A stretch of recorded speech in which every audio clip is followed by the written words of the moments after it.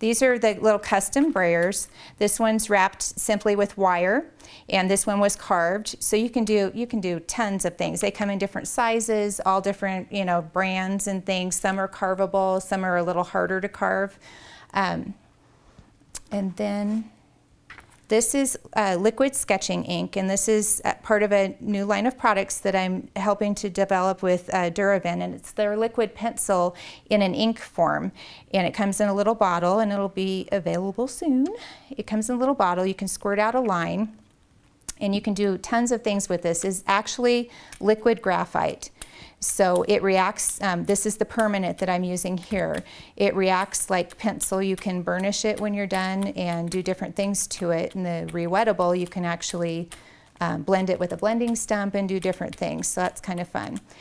Then I would just take this, and I like to do a lot of kind of linear things, I guess, in the background. Some circly things and some linear things, just to give a nice little interesting look.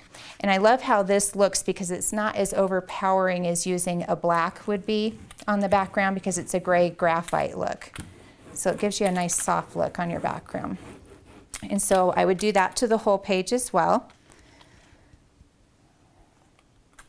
And then I would take my little paint dauber bottles. And these things I use all the time in many different ways.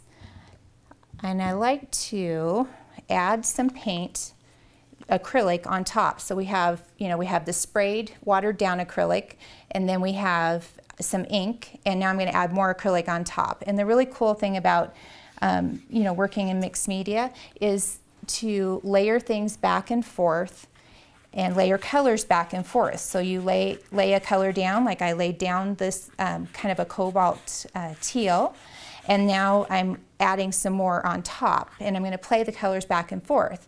The other thing that you really don't have to worry about is covering every bit of your page. Having a little white showing through here and there is actually a good thing when you go to start working in your journal. It's nice to have a little white in there. So don't worry about covering every little bit.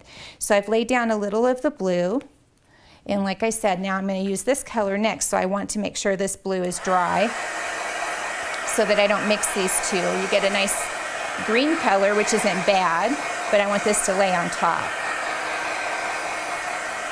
So dry that up.